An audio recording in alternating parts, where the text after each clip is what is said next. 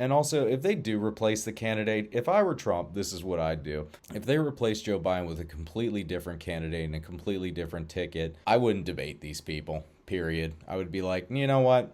You guys are all in disarray. You guys are kicking out your own nominees at this point. Why would I give you the chance to possibly make me look bad and win when I'm already sitting so far ahead? I would just hold the ball and wait for the clock to run out, to be honest. Do you still feel that way? Is this still elder abuse after what you saw in the press conference tonight? Well, yes, I believe if you love Joe Biden, never should have sent him out on that stage that night. I mean, imagine if that was your father, your grandfather, or whatever. It was heartbreaking to watch a person freeze like that. It wasn't about the gaffes or flubs or whatever. It was about clearly something was wrong. And if you have parents or grandparents, if you're over 50 years old, you've seen what the decline looks like. And you can't, as George Clooney said yesterday, you can't tell 51 million people who watched what we saw that didn't happen. Now, tonight was the old former, the Joe Biden that we're kind of used to, except now 4 years older than he was in 2020. But, he hit his mark. Yes, he made a couple flubs, but we know that. That is Joe Biden. He's the gaff meister. But that's okay. People are not worried about that. They're worried about one thing. Trump must not set foot on the property known as 1600 Pennsylvania Avenue ever again. He must be defeated in November, and we must do whatever we need to do to make sure that happens. This isn't about being loyal to Joe Biden. This isn't about being grateful, as I am, for his 3.5 years of what he's done. I've said he's probably the most progressive president we have had in my lifetime. He has done so much good that I don't want to diminish any of that.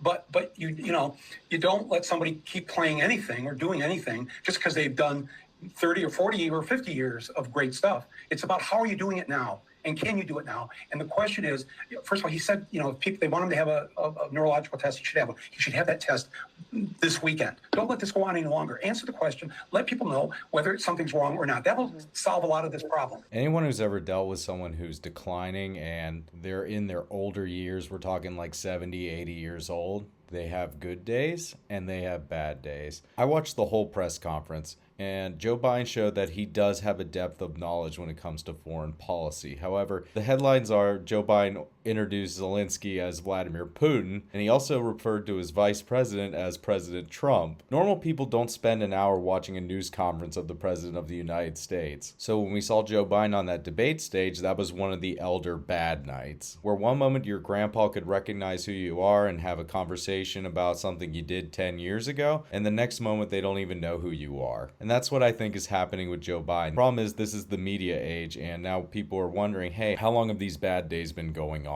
He literally couldn't talk to the German chancellor because he had to go to bed. I don't think that was the real reason why he didn't talk to the German chancellor at the NATO summit. He was probably having a bad day. And the problem is, what happens when a major event happens and he's having one of those bad days? People are arguing, well, the administrative state is going to take over and just make that decision for him. The American people aren't voting for the administrative state. I don't know how that doesn't get through to people being like, oh, we'll just have his staff run things. No, we're voting for a president. We're supposedly supposed to vote for our leader in our democracy, but no, we're just supposed to trust these people who are nameless and faceless to just do the right thing. And that's my major problem with Joe Biden is if he's not willing to take a cognitive test and just level with the American people being like, hey, this is exactly what is going on, but he can't do that because he probably had to resign shortly after. Let's say he had a cold and was not feeling well on the debate night. How much should they weigh that versus the Joe Biden who on the issues that matter can answer the questions? We may be Americans, but we're not stupid. Please don't tell us things like he had a cold or it was jet lag or any of this stuff. Don't fib to us like that. We know what we saw. Something's wrong. Tell us what's wrong, if anything's wrong. There's nothing wrong with asking that question and asking, but it looks like they don't want us to know something. That's what it looks like. It has the appearance of we don't want you to see him. Why is this the first press conference in 8 months? Why is it that in the Michigan primary in February of this year, why did he not campaign in Michigan? Not once for 3 weeks leading up to the primary did he go to Michigan. He was afraid to go to Michigan. He was afraid because we have 300,000 Arab and Muslim voters in our state. And he didn't want to deal with that. He didn't want to deal with the campus protests, those young people just absolutely hating this war and funding Netanyahu and all that. Just wanted to completely ignore it. And because we have a governor that would not send in the Michigan State Police to club protesters and tear them out of their tents and tear gas them. That's not our governor. This is what happened in 2016. Hillary did not campaign in Michigan or Wisconsin. They said, no, don't go there. It'll only upset the Trump voters. It'll remind them they've got to get out there and vote. And so she didn't campaign, and she lost Michigan and Wisconsin. And as everybody has shown, all the data shows, if you lose, I'll just quote Michelle Goldberg, the columnist from the New York Times. It just took her 3 days, spending 3 days in Detroit and Dearborn, other parts of Michigan, to say he's not going to win Michigan because he got 60% of the Arab and Muslim vote in 4 years ago in Michigan, 60%.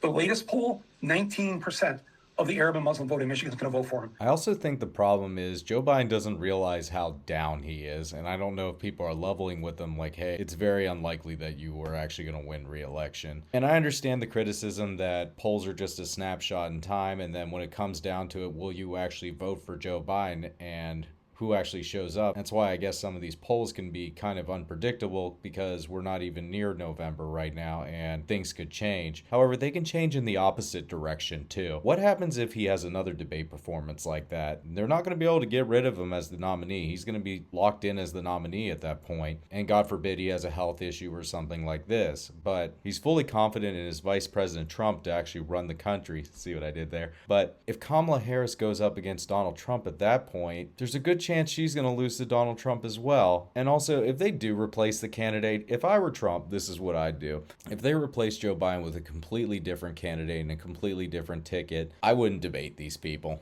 period. I would be like, you know what?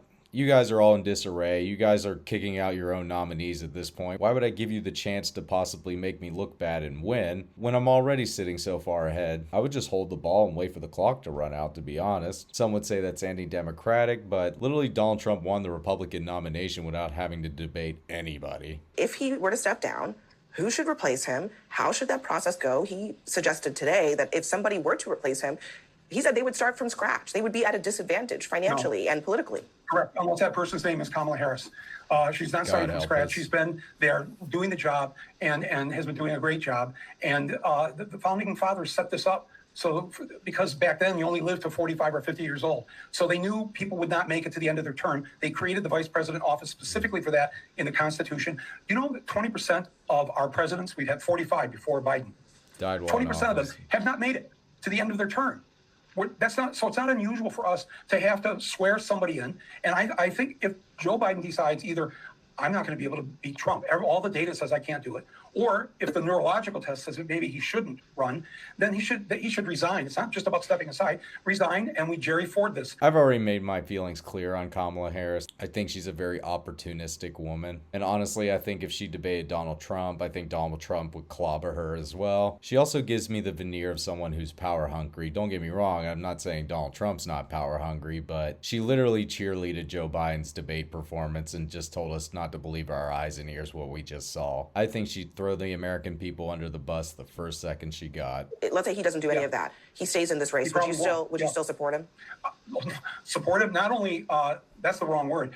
I will insist, everybody watching me right now, that if Biden is the candidate on the ballot, every single one of us has to get out there and vote for him in November. There you go. Michael Moore's all for elder abuse then, because he just said running Joe Biden is elder abuse. Hence, I will vote for Joe Biden if he's on the Democratic side. So I'm okay with it. I'm just going to keep repeating it. Have no standards. Just vote blue no matter who. Just run a dead person, Democrats. You might as well at this point. You got these voters on lock. And you have to bring 5 people to the polls with you, because I'm telling you, this is the only way Trump can win Michigan, or I think the majority of the swing states. He's going to have to count on people being so depressed, the depressed vote, staying home, or showing up like Michiganders did in Democratic districts in Michigan in 2016. This is when Hillary is the candidate. 75,000 Michiganders refused to vote on the top line. They went to the polls. They voted. They voted all down ballot. They wouldn't vote for president. That's they didn't hilarious. like Hillary.